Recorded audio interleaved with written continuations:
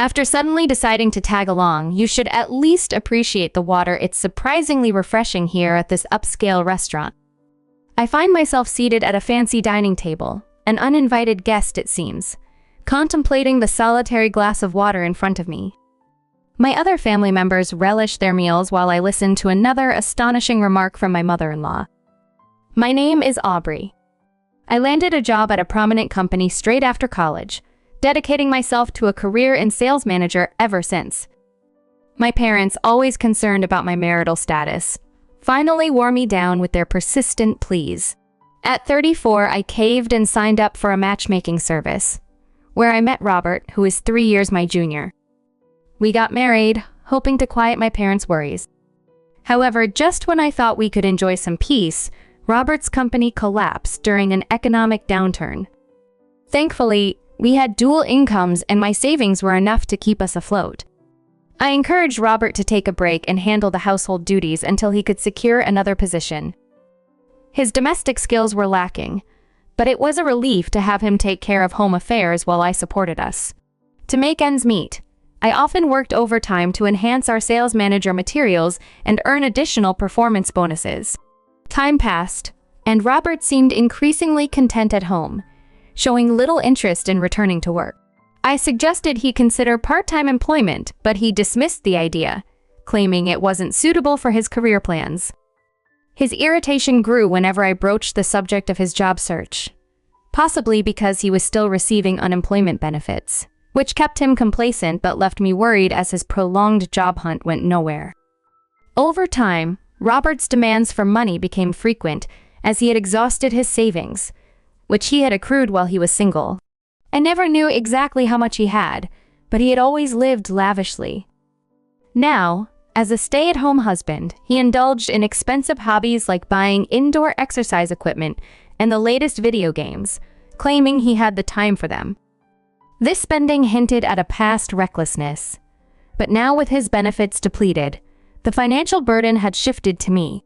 In return for handling the household chores, I covered almost all our expenses from rent and utilities to groceries and daily essentials, all from my salary. However, my finances were stretched thin, and I couldn't afford to contribute any more than I already was. I don't receive any payment or reward for doing housework. During the heated argument, Robert complains that he doesn't have any money for himself and asks if I could give him a bonus once in a while. Frustrated, I snap back, I don't get an allowance either, and I really can't spare more. I understand you're looking for a full-time job, but why not take any job, even part-time for now? We can't continue like this. Our disputes about money have become a regular occurrence, always ending without resolution. Eventually, Robert begins to receive financial support from his parents, which only adds tension to my already strained relationship with them. During a visit, my mother-in-law insists that a wife should support her husband quietly, earn more, and let her son have his freedom. Her words only deepen the rift between me and Robert's parents. One evening, to my surprise, Robert suggests that we dine out.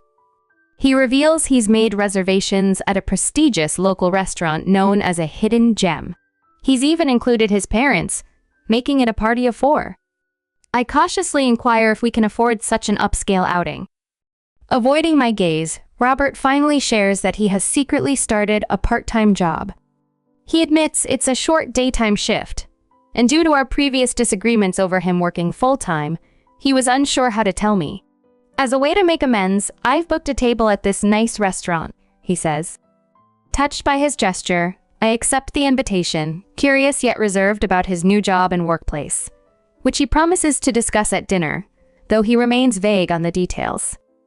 For the first time in a long while, there's a lighter, more hopeful mood between us. However, days later in the private room of the restaurant, I am about to discover the true motive behind this dinner. From the moment we arrived, the restaurant staff seemed oddly taken aback to see us. They whispered to my mother-in-law, who led the way and simply smiled, assuring them it was fine and ushered us into our room. Once inside, she directed everyone to their seats, assigning me a particularly isolated spot. It seemed to be an unwritten family rule that I always sat closest to the entrance, whether or not this dinner was Robert's way of making amends.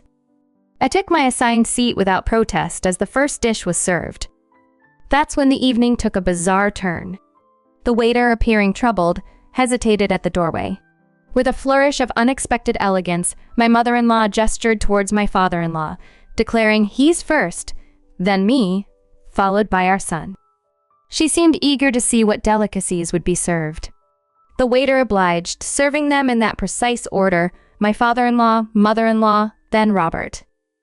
They began to discuss each dish in detail. It soon became clear that my plate was missing. I waited patiently for the right moment, and when the waiter finished describing the courses, I interjected, "Excuse me, I haven't received my food yet." All I had in front of me was a glass of water, which my mother-in-law had insisted was sufficient for me. Her next words caught the waiter off guard. "Water will be just fine for her," she announced.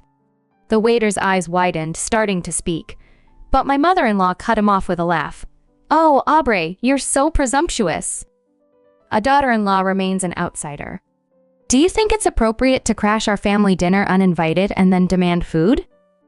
Water is more than enough for someone as impolite and oblivious as you.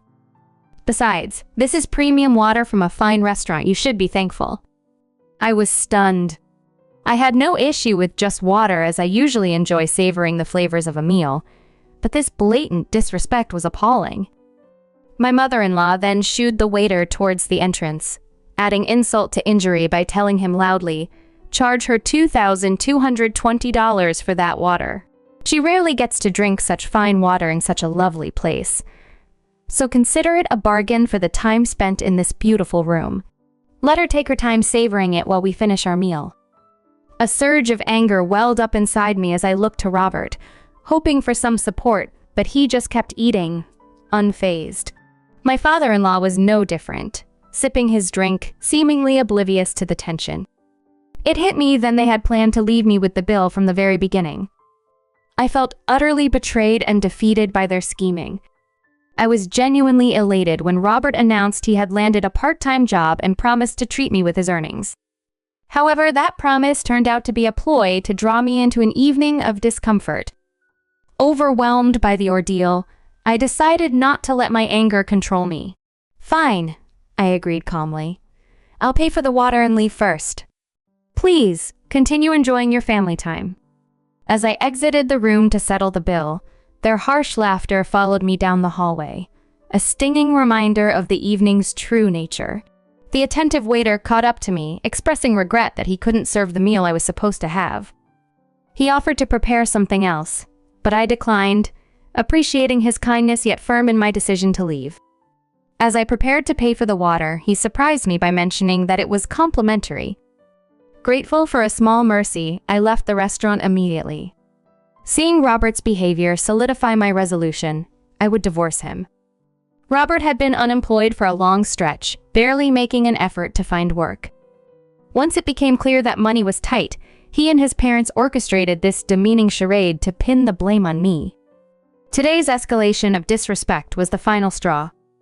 Any remaining affection had evaporated, and I knew my marriage was beyond salvaging. Upon arriving home, I began packing with a sense of urgency, intending to leave everything associated with Robert behind. My future would be devoid of his presence. Reflecting on our shared space, I realized it was cluttered with Robert's hobbies, while my own belongings were few. I had been prudent with my finances ever since Robert's business collapsed, uncertain of how long our economic troubles would last. I pulled out the large suitcase I'd used for college trips and packed swiftly. That night, I checked into a hotel, ready to start anew.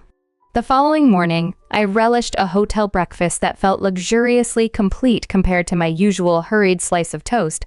Without jam or butter, my strict budget had rarely allowed for more. As I enjoyed the meal, I noted the improvements in hotel services and felt a surge of optimism.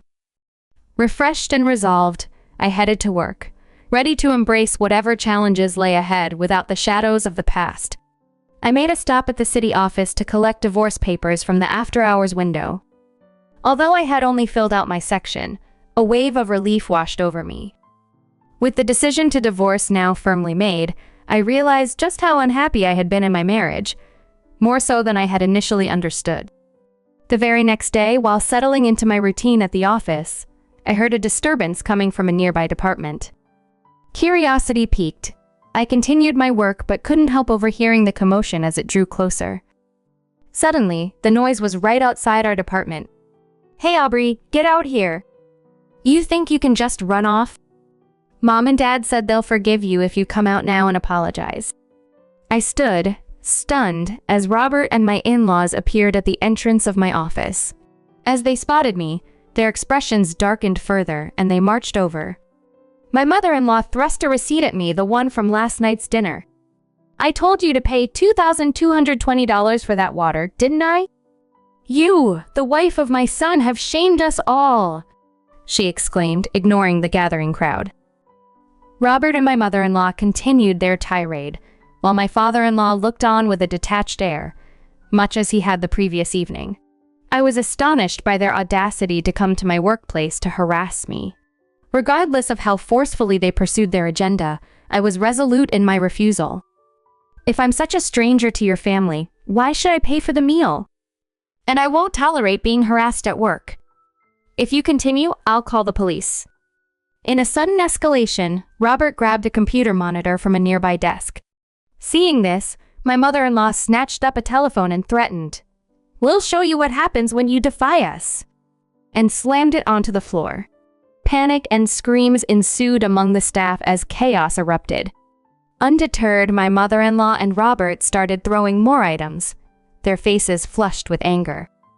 Finally, my father-in-law spoke up, his tone casual, as if the chaos around him was just a minor inconvenience. "If Aubrey had just paid, none of this would have happened. Sorry for causing trouble, folks. She can clean this up." He chuckled and offered a hollow apology to the room, his demeanor eerily calm amidst the turmoil.